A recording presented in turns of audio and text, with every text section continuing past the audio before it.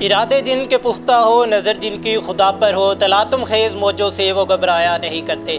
السلام علیکم ناظرین، میں ہوں آپ کا ہوسٹ محمد اکمل اور آپ دیکھ رہے ہیں بول پوائنٹ۔ اس وقت میں ملتان میں موجود ہوں اور آپ کی ملاقات کروانے والا ہوں آج ڈاکٹر محمد حنیف صاحب سے، جنہوں نے کہ ملتان جیسا کہ آپ کو پتہ ہے کہ تاریخ کے حوالے سے ساری دنیا میں اپنی اہمیت کا حامل ہے۔ ڈاکٹر حنیف صاحب نے اس روایت کو برقرار رکھتے ہوئے 91 سال کی عمر میں پی ایچ ڈی کر کے ملتان کی تاریخ کو اور بھی اہمیت کا حامل بنا دیا ہے۔ 91 سال کی عمر میں صرف اور صرف انسان کے دل میں دو خواہشات ہوتی ہے، ان میں سے پہلی ہوتی ہے کہ میں اللہ پاک کا گھر دیکھوں اور دوسری ہوتی ہے کہ میری شادی ہو جائے۔ تو ان سے جانتے ہیں کہ ان کے مائنڈ میں یہ تیسری خواہش کہاں سے جنم لے آئی کہ میں پی ایچ ڈی کروں، اور پی ایچ ڈی کرنے کے لیے انہیں کن کن مشکلات کا سامنا کرنا پڑا وہ بھی انہی کی زبانی جانتے ہیں۔ اب تک یہ 22 سے زائد کتابیں بھی لکھ چکے ہیں، وہ مختلف زبانوں پر مشتمل ہے۔ ان سے ان کے بارے میں بھی جانتے ہیں کہ انہیں لکھنے میں کتنی دیر لگی اور کس کتاب کو لکھنے میں زیادہ مزہ آیا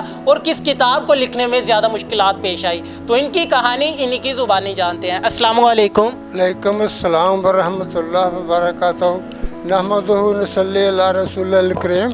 بسم اللہ الرحمن الرحیم۔ آپ نے مجھ سے جو بہت سے سوال کیے ہیں ان کا ایک جواب تو میں پہلے آپ کو دے دوں، وہ یہ ہے کہ مجھے کتاب سے عشق ہے۔ عشق کے بارے میں آپ کو ایک ایسا جملہ بول دیتا ہوں جو مجھے وائیوا جب میرا ہو رہا تھا پی ایچ ڈی کا، تب مجھے وائس چانسلر نے یہ پوچھ لیا کہ آپ نے بڑھاپے میں پی ایچ ڈی کرنے کی کہاں ضرورت محسوس کیا؟ آپ نے ایک پاؤں تو آپ کا قبر میں ہے اور ایک باہر ہے۔ تو میں نے ان سے جو جواب دیا وہ آپ بھی سنیں۔ میں نے ان سے یہ کہا تھا کہ علم اور عشق عمر کی حد مقرر نہیں کرتے۔ علم اور عشق عمر کی حد مقرر نہیں کرتے۔ تو مجھے تو کتاب سے عشق ہے، تو میں نے اپنے عشق اس جذبے کو کام سے لاتے ہوئے میں نے یہ سارا کام کیا۔ اچھا مجھے یہ بتائیں کہ 1970 میں آپ نے ماسٹر کی ڈگری کمپلیٹ کر لی تھی، تو پھر 91 سال کی عمر میں ایک اتنا بڑا گیپ دینے کے بعد 50 سال بعد آپ نے پی ایچ ڈی مکمل کی، تو اتنی دیر 50 سال آپ نے اپنی اسٹڈی کو کیوں نہیں جاری رکھا؟ اس لیے نے جاری رکھا کہ میرے پاس ایم فل کرنے کے لیے 5 لاکھ روپیہ چاہیے تھا اور 10 لاکھ روپیہ مجھے چاہیے تھا پی ایچ ڈی کے لیے، چونکہ کتابوں کا حصول اور اس کا لکھنا کتاب کی جلد کرانے کے لیے 7 جلد کرانے کے لیے 3-3 ہزار روپے دینا پڑتا ہے۔ تو اتنے زیادہ اخراجات میں برداشت نہیں کر سکتا تھا، لہٰذا میرا ایک بیٹا ماشاءاللہ جس کے ساتھ میں رہتا ہوں، دیے تو اللہ نے 4 تھے، 2 اللہ نے واپس لے لیے اور 2 میں ہے، ایک بہاڑی میں ہوتا ہے ایک یہاں، تو ان کے ساتھ ہوتا ہوں۔ تو انہوں نے میری بڑی مدد کی، میں نے پیسے بچا کے پھر میں وہاں سے جب ہمیں امروز سے فارغ کر دیا گیا تو وہاں سے میں نے کوشش کی کہ یونیسکو میں کوئی مقام بن جائے، نہ بن سکا۔ پھر میں نے کوشش کی کہ یونیورسٹی میں ہو جائے، تو وہاں سے مجھے ڈاکٹر انوار صاحب ڈین تھے اردو کے، انہوں نے مجھ سے کہا کہ آپ میری بات سن جائیں۔ میں گیا۔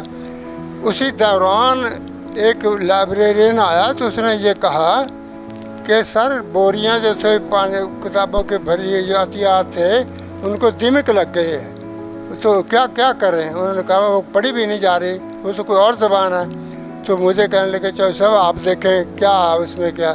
وہاں میں گیا تھا، مجھے پتہ چلا، میں نے دیکھی کتاب، وہ تھی خواجہ فرید کوٹ مٹھن والے، ان کا کلام پنجابی یونیورسٹی پٹیالہ نے گرمکھی میں چھاپا تھا۔ وہ اس کے ساتھ 3-4 مقالے تھے پہلے۔ تو میں نے انوار صاحب سے کہا کہ یہ مقالے ہیں، کہنے لگے جس کا ترجمہ کر دیں آپ۔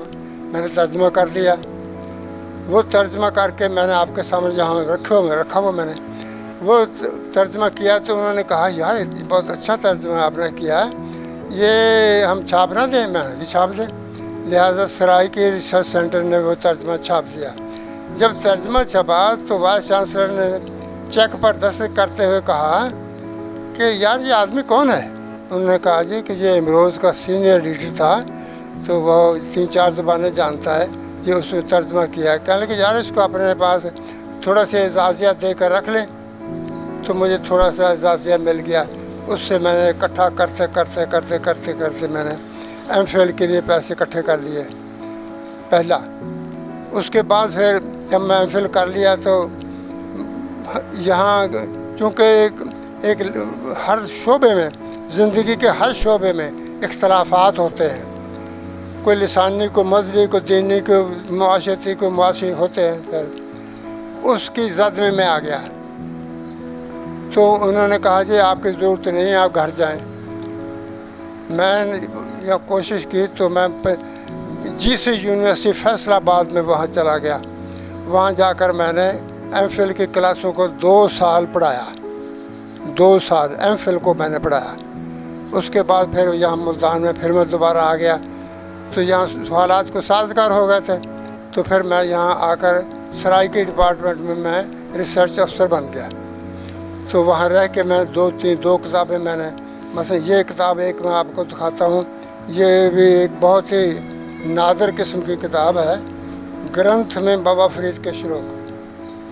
ये देखें, ये मैं ग्रंथ में बाबा फरीद के, कैमरे में दिखाएं, ग्रंथ में बाबा फरीद के श्लोक। ये तो बाबा फरीद के श्लोक मैंने वो गुरमुख में है, तो मैंने वो कलाम जो बाबा फरीद का था उसके आगे लिखा था फरीद, मैंने वो लेके तो मैंने किताब मरतब की है।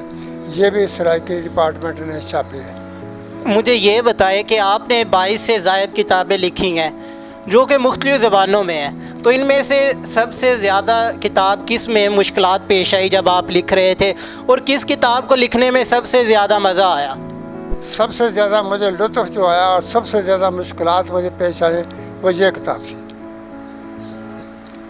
अच्छा, मुझे ये बताएं कि आपने कोई ऐसी किताब लिखी है जिसने आलमी सतह तक पजीराई हासिल की हो? नहीं, ऐसा कोई नहीं कर सका। इसलिए नहीं कर सका, मैं तो एक फ़कीर सा आदमी हूँ, थोड़ी सी मेरी तनख्वाह मिलती थी मुझे।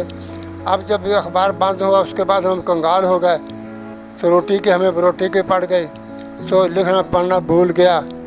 तो उसके बाद बस गुजारा ही होता रहा, गुजारे में ही ज़िंदगी बसर होती रही। ट्यूशनें मैंने पढ़ाई और ये रात को मैं काम करता था इमरोज़ में, सीखता था मैं इमरोज़ में। अच्छा, मुझे ये बताएं कि अब जो पीएचडी आपने की है, ये आपके बेटे ने आपका ये शौक़ देख के, पढ़ाई से इतनी लगन देख के उसने कहा है कि अब्बा जी आप पीएचडी कर ले, या फिर आपने अपनी ख्वाहिश का इजहार किया है? नहीं, मैंने अपनी मर्ज़ी का इजहार किया। मैं अपने बेटे पर कुर्बान जाऊँ, उसने मुझे मेरी हर ज़रूरत को जिस किताब की मैंने कहा वो किताब, अभी कल परसों एक किताब आई 900 रुपये की किताब, वो उसने 900 रुपये दिए। हालांकि वो जॉब छोटी सी जॉब करता है, मैं बेकार हूँ। एक मेरा पोता पढ़ता है वो बायो में, वो डॉक्टर बनने वाला है। तो यानी इस तरह बहुत मुश्किल से हुकूमत की तरफ से कोई पजीराई नहीं है ना। बूढ़ा अदीब बूढ़ा हो जाए, अदीब कितना अच्छा लिखने वाला हो, कितना अच्छा काम किया हो उसने, उसके कोई पूछता ही नहीं, पूछता ही नहीं। अब बाहर मेरे नेम प्लेट लगा के गए हैं, इसमें माली मुफाद कुछ नहीं, नेम प्लेट लगा दी। तो अच्छा, मुझे ये बताएं कि आप पीएचडी कर रहे थे, जब क्लास में बैठते थे तो आपके साथ वाले जो क्लास फेलो थे वो तो सब यंग होंगे, नौजवान होंगे, तो आप बुढ़ापे की उम्र में थे, तो उनका आपके साथ रवैया कैसा था, या आपको कैसा लगता था उनके दरमियान में बैठ के? हाँ, ये बहुत अच्छा सवाल है। मैंने ओपन यूनिवर्सिटी से पीएचडी किया, ओपन यूनिवर्सिटी इस्लामाबाद से, वहाँ से मैंने पीएचडी किया। तो वहाँ सब मुझे एजाज़ हासिल है कि मैं सबसे उस यूनिवर्सिटी का ओल्डेस्ट स्टूडेंट था, सबसे ज़्यादा उम्र में था। और सब लोग मुझे मेरी अपनी एबिलिटी की वजह से, मेरे अपने नॉलेज की वजह से, मेरी उम्र की वजह से सब लोग उस्ताद से इज़्ज़त करते थे, बिठाते थे मुझे। जी बिल्कुल नाज़रीन, आपने डॉक्टर हनीफ चौधरी साहब का इंटरव्यू सुना। उम्मीद करता हूँ कि इंटरव्यू सुनने के बाद आपका जो मुर्दा दिल होगा वो भी जाग गया होगा। आपने इनकी बातों को सुना और इनकी बातों का, इनका लहजा बड़ा ही प्यारा था, और इनकी बातों को लाजमी आपने भी इंजॉय किया होगा कि ज़िंदगी में इन्होंने किन किन मुश्किलात का सामना किया, लेकिन फिर भी इनका जो इश्क था किताबों के साथ उसे ख़त्म नहीं होने दिया। इसके साथ ही इन्होंने दबे अल्फाज में ये भी कहा कि मेरे घर के बाहर एक ایک تختی لگا کے حکومت وقت کی جانب سے، اعلیٰ حکام کی جانب سے میری حوصلہ افزائی تو کر دی گئی ہے، لیکن میری کوئی بھی مالی حوصلہ افزائی نہیں کی گئی۔ آپ دیکھ سکتے ہیں کہ ڈاکٹر حنیف صاحب جو ہیں انہیں اونچا سنائی دیتا ہے اور یہ ہارٹ کے پیشنٹ بھی ہے۔ ہمیں بھی پچھلے 8 دن سے ان سے رابطے میں تھے، لیکن ان کی طبیعت ناساز ہونے کی وجہ سے یہ ہمیں ٹائم نہیں دے سکے۔ تو اعلیٰ حکام سے یہ بھی اپیل ہے کہ ان کی کچھ نہ کچھ مالی امداد بھی کی جائے۔ آپ کو یہ ویڈیو کیسی لگی ہے کمنٹ میں لازمی بتائیے گا۔ اسی کے ساتھ اپنے ہوسٹ محمد اکمل کو دیجیے اجازت۔ اللہ نگہبان۔